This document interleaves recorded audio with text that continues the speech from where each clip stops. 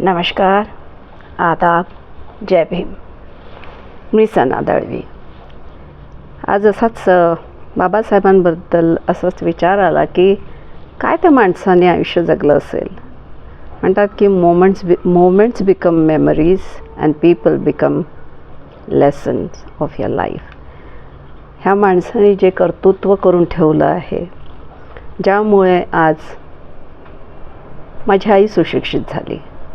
त्या काळात तिने शिक्षण घेतलं, ती सुशिक्षित झाली म्हणून संपूर्ण घर त्या बाईने परिपूर्ण बदलून टाकलं आणि आमचं आयुष्य पार बदलून टाकलं.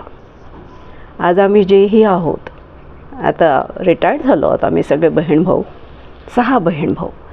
आणि या 6 बहीण-भावांच्या आयुष्याला त्या बाईने जो अर्थ दिला, त्याचं खरं श्रेय जर आत्ता असं वळून बघितलं तर कळतं की सगळं बाबासाहेबांना जातं.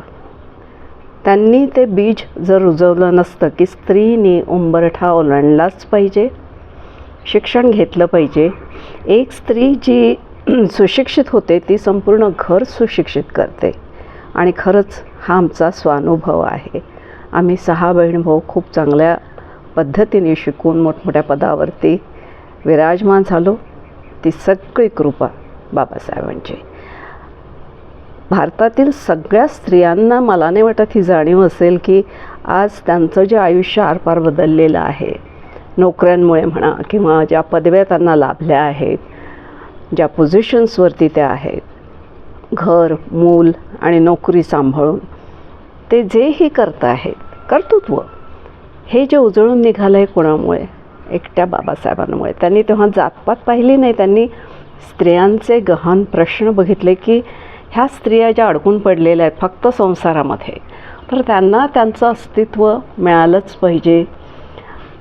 मग प्रत्येक गोष्टीतलं म्हणा, नोकरीमधलं प्रमोशन म्हणा, त्यांनी लग्नबंधनात अडकणं म्हणा, पूर्वी नव्हतं हे असं.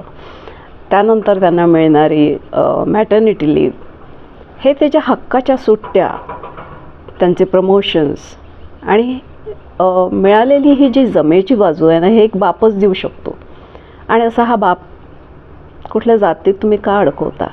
आणि एकदा तरी म्हणा ना, थँक्यू बाबासाहेब, तुमच्यामुळे आज आम्हाला आमच्या संपत्तीतला वाटा मिळालेला आहे, आमचे अधिकार मिळालेले आहेत, आम्ही सुखासमाधानाने जगतो आहे. आणि विशेष म्हणजे आम्हाला आमचं अस्तित्व मिळालं आहे. एवढं जरी तुमच्या मनामध्ये आलं ना की ज्यांनी संविधान लिहिलं आहे, ज्यांनी घटनाचे शिल्पकार आहेत, त्या माणसांनी सर्वांचा सर्वांगीण तऱ्हेने विचार केला आहे. गोरगरिबांचा, मध्यमवर्गीयांचा, सगळ्या दृष्टीने विचार करणारा एक माणूस. आज त्याची जयंती आहे. ती काय फक्त जय भीम म्हणणाऱ्यांचीच आहे? मुळीच नाही. त्या माणसाचे जे उपकार आहेत ना, जे ज्यांना कळले ना, ते खरं माणसं, कारण ते सुशिक्षित आहेत. त्यांना तो इतिहास कळलेला आहे. ज्या माणसांनी इतके परिश्रम घेऊन सुखासमाधानात राहू शकले असते ते खूप चांगल्या तऱ्हेने, पण त्यांनी सगळा त्याग केला. संसार असा त्या माईच्या पाठीवर लादून दिला आणि बाकी गोरगरिबांचे ते बाबा झालेत, म्हणून त्यांना बाबासाहेब म्हणतात. आणि त्यामागची जर भावना सर्वसामान्यांना कळली तर मला वाटतं ही जयंती सार्थकी लागेल. आणि मला हेच बोलायचं होतं की नकारे त्यांना जातीपातींच्या त्या विळख्यामध्ये बांधू. त्यांनी जे केलं आहे ते समस्त भारतीय वासियांकरता केलेलं आहे आणि खास करून स्त्रियांकरता. ते एकदा म्हणा बाबासाहेब. बाबासाहेब म्हटल्यानंतर बाबा म्हटलं तरी पुष्कळ आहे, कारण तो आपला बाप झाला आहे. बाबासाहेब, मी तुम्हाला माझ्या या समस्त परिवारांकडनं थँक्यू म्हणू इच्छिते. धन्यवाद बाबासाहेब. तुम्ही होता म्हणून आम्ही आहोत. जय भीम.